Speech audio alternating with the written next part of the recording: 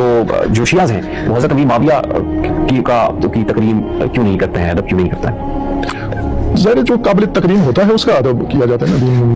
حضرت معاویہ رضی اللہ تعالیٰ عنہ کے لیے ایسے الفاظ انتہائی درجے کی توہین ہے. بھرپور سوشل میڈیا پہ آپ اہل سنت والجماعت کا ساتھ دیں, آواز اٹھائیں.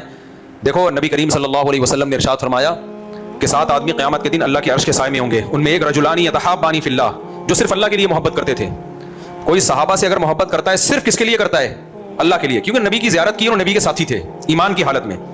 اگر حضرت معاویہ فاسق فاجر ہوتے معاذ اللہ تو امام بخاری ان کے ساتھ رضی اللہ عنہ نہ لگاتے, ان کی حدیثیں نہ نقل کرتے, امام مسلم حدیثیں نقل نہ کرتے, امام ابو داؤد, تمام محدثین نے ان سے حدیثیں لی ہیں.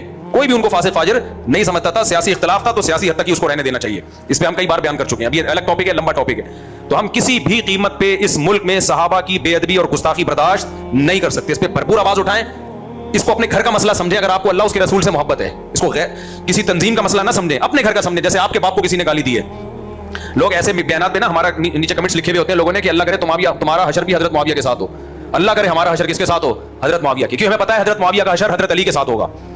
کیونکہ جو الزام تم حضرت معاویہ پہ لگا رہے ہو نا, وہ الزام حضرت علی نے بھی نہیں لگائے ہیں. انہوں نے بھی اس جنگ کو سیاسی حد تک رکھا ہے. یہ تو حضرت علی کی محبت میں یعنی دعوی محبت ہے. میں بار بار کہتا ہوں نا, کچھ لوگ غلط کام کر رہے ہوتے ہیں, لیبل اس پہ بڑے اچھے لگا رہے ہوتے ہیں. صحابہ کو برا بلا کہنے کے لیے لیبل کس کا لگایا ہے؟ اہل بیت کی محبت. یہ لیبل غلط لگا رہے ہو. اہل بیت کی محبت اگر آپ کے دل میں واقعی ہوتی تو اہل بیت کو فالو کرتے. اہل بیت کبھی بھی اصحاب رسول کے خلاف نہیں تھے. سب سے زیادہ پروٹوکول سیدنا عمر کو حضرت علی نے دیا ہے, اور سب سے زیادہ پروٹوکول حضرت عمر نے حضرت علی کو دیا ہے. یہ دونوں بھائیوں کی طرح تھے, مشوروں میں شریک ہوتے تھے. تو حضرت علی کبھی برداشت کریں گے کہ کوئی سیدنا عمر کے خلاف زبان دراز کرے؟ یہ لوگ کر رہے ہوتے ہیں. تو انہوں نے اہل بیت کا ایک لبادہ اڑا ہوا ہے, ایک لیبل اچھا لگایا ہوا ہے, اور اس اہل بیت کی محبت کا سہارا لے کے شیلٹر استعمال کر کے جس صحابی کو چاہے برا بلا کہتے رہتے ہیں. ایک خارجی آیا حضرت عبداللہ بن عمر کے پاس, یہ شروع سے چلا آ رہا ہے, یہ جو منافقت جو پیدا ہوئی ہے نا.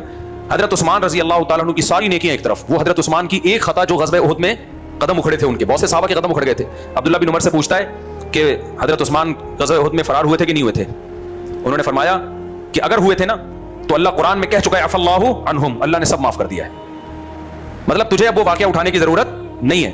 تو یہ جو منفی ذہن ہے نا, حضرت عثمان تو وہ تھے کہ نبی نے جب بیعت رضوان کی ہے نا تو اپنے ہاتھ کو سیدنا عثمان کا ہاتھ قرار دیا ہے, اپنے ہاتھ کو, اور کہا یہ عثمان کا ہاتھ اور یہ میرا ہاتھ ہے, میں عثمان کی طرف سے بیعت کر رہا ہوں. یہ فضیلت کسی صحابی کو حاصل نہیں ہوئی, یہ حضرت عثمان کو بھی برا بلا کہتے ہیں. تو اس لیے میرے بھائی ان کے دل میں صحابہ کا بغض ہے, وہ کسی طریقے سے اظہار کرتے رہتے ہیں. خوب آواز اٹھاؤ, اس کو اپنا مسئلہ سمجھو. سمجھ میں آ رہی ہے بات؟ اپنے گھر کا مسئلہ سمجھو اس کو. کیونکہ اگر ہم نے اس طرح صحابہ کی ناموس کی حفاظت نہیں کی, یہ آگے بڑھتے چلے جائیں گے, یہ بہت بڑھیں گے آگے. ان کی بریکیں فیل ہیں, ان کا تو مذہب ہی یہی ہے.